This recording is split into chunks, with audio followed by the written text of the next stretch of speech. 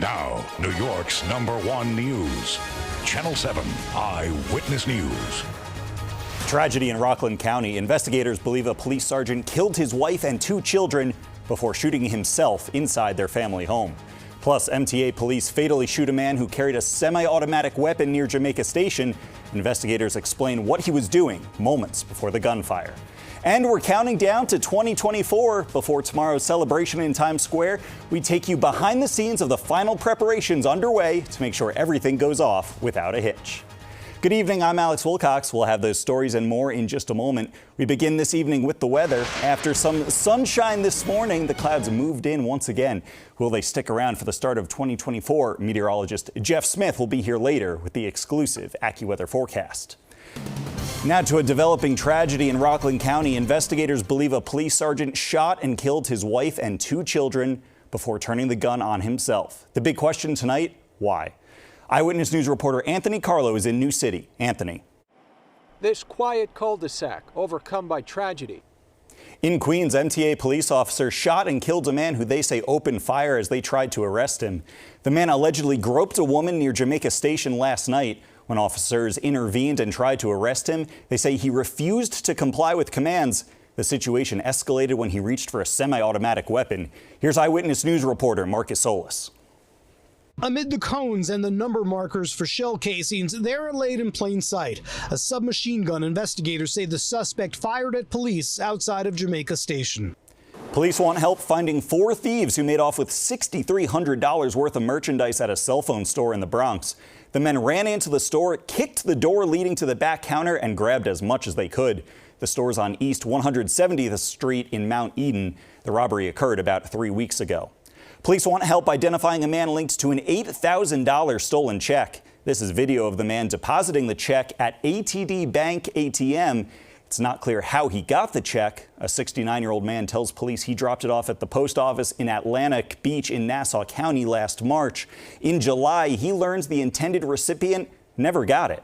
A second suspect is also linked to the account where the money went.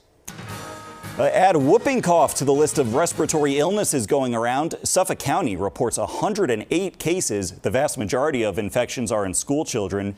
Most have been vaccinated, so the symptoms are considered mild. The most common symptoms, a cough, fever, and nasal congestion.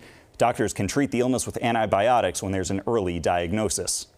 Meanwhile, nurses at Montefiore Nyack Hospital reached a tentative contract agreement after an all-night bargaining session. Their contract was set to expire tomorrow. The agreement includes new staffing ratios, record-setting wage increases, a pension plan, and more. This latest agreement follows settlements at 2 other Montefiore hospitals in Mount Vernon and New Rochelle. Voting to ratify the contract begins early next month.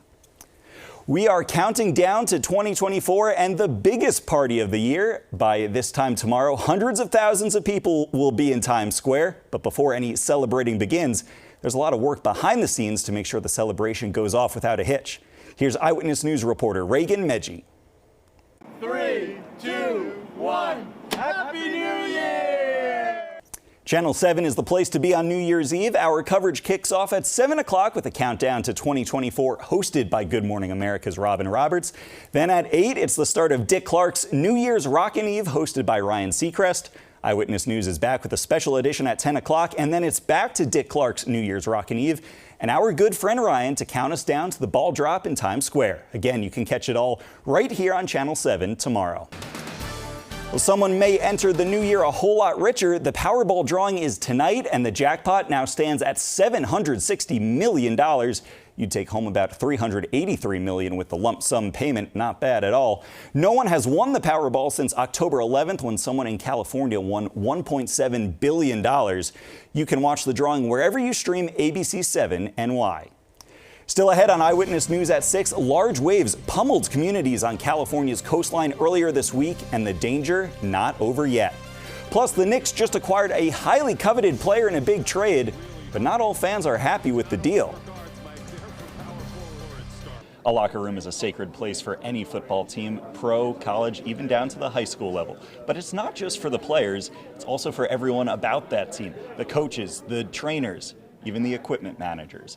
Today, Eduardo Racinos, a student at Putnam Valley High School, receiving the surprise of a lifetime, getting awarded the 2023 Heart of the Giant Award, and a whole lot more.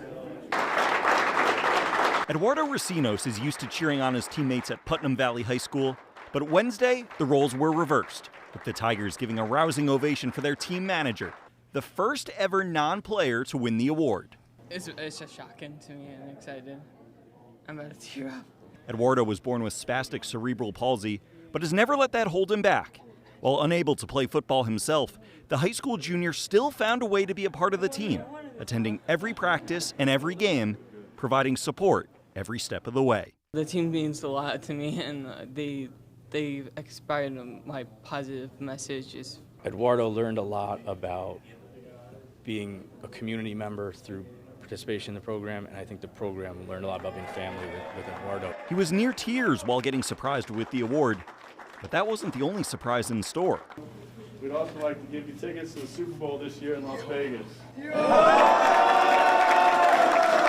Eduardo and his family will be going to Super Bowl 58 February in Las Vegas, courtesy of Daniel Jones and the Giants. He's overcome a lot of obstacles in his life since he was born, and to go from where he was there to now he's walking on his own, and he's a part of a team. He's there every day. He's helping helping out, bringing a lot of energy, positivity, enthusiasm that is truly infectious to the group, and that certainly makes a difference. Eduardo's experience as an equipment manager for Putnam Valley, he hopes will also propel him into a career. He hopes to be the equipment manager for the Giants one day. Maybe Daniel Jones can put in a good word for him. From the Meadowlands, Alex Wilcox, Channel 7 Eyewitness News. Tommy DeVito was supposed to be a fun story, a local kid getting to play for his hometown team in the middle of a lost season. It wasn't supposed to amount to anything. Then all of a sudden he won a game, then 2 in a row.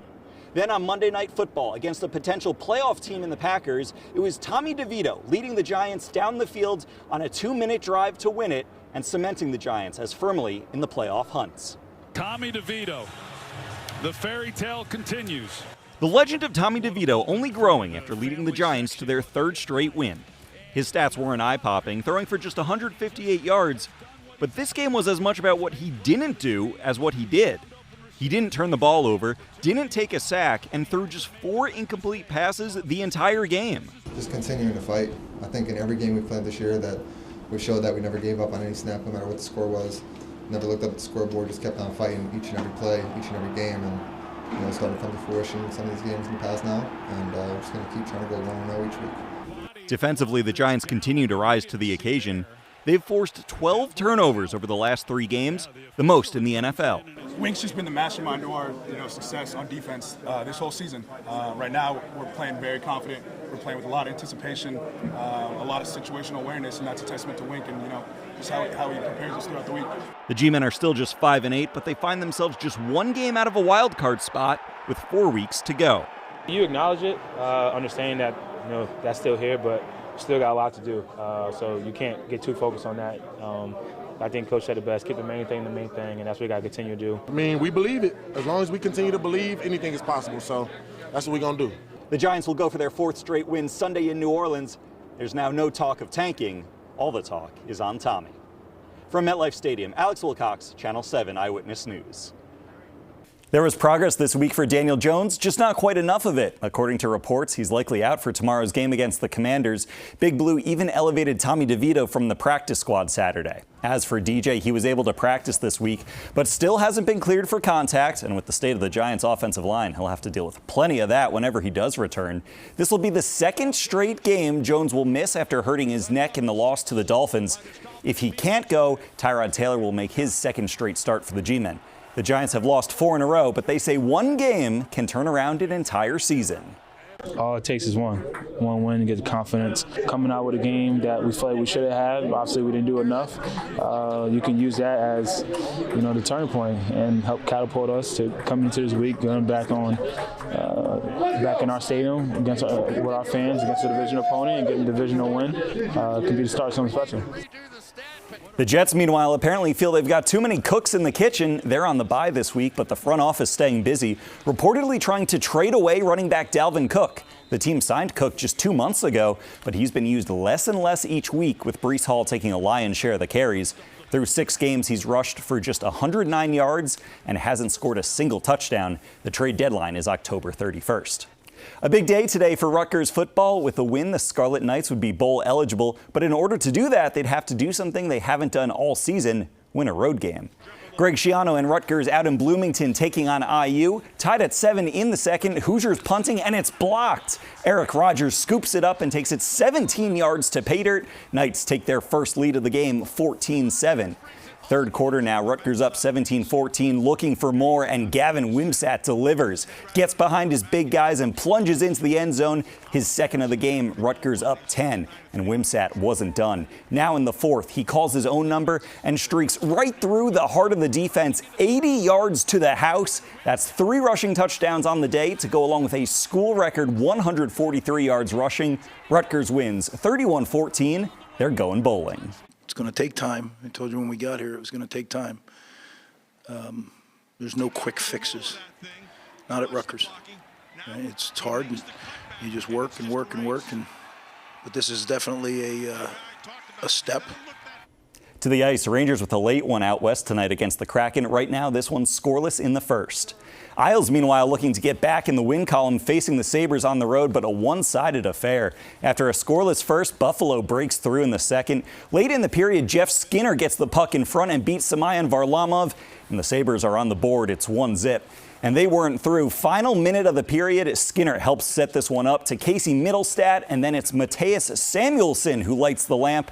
Sabres go into the break with a 2-0 lead. They hang on for the 3-1 win. To the pitch, NYCFC hosting the Chicago Fire at Citi Field on Decision Day, needing a win and help to secure a playoff spot. Were scoreless until the 64th minute when it's Julian Fernandez, the upper corner. The boys in blue did their part. They win it 1-0, but they failed to clinch a playoff spot. They didn't get the help they needed. As for the Red Bulls, on the road at Nashville, scoreless until John Tolkien on the penalty kick. And just like that, he sends the Red Bulls to the postseason. To the corner he goes. New York wins 1-0. They'll host Charlotte on Wednesday. And finally, a funny moment from the NBA preseason. Spurs taking on the Warriors' #1 overall pick, Victor Wembanyama, taking the jump against guess who? Steph Curry. Curry, by the way, is 6'2". He looks tiny next to the 7'4" Wemby.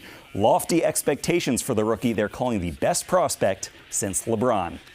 The NBA season tips off Tuesday night. The Knicks and Nets both open their slate on Wednesday. That's a quick look at sports. I'm Alex Wilcox.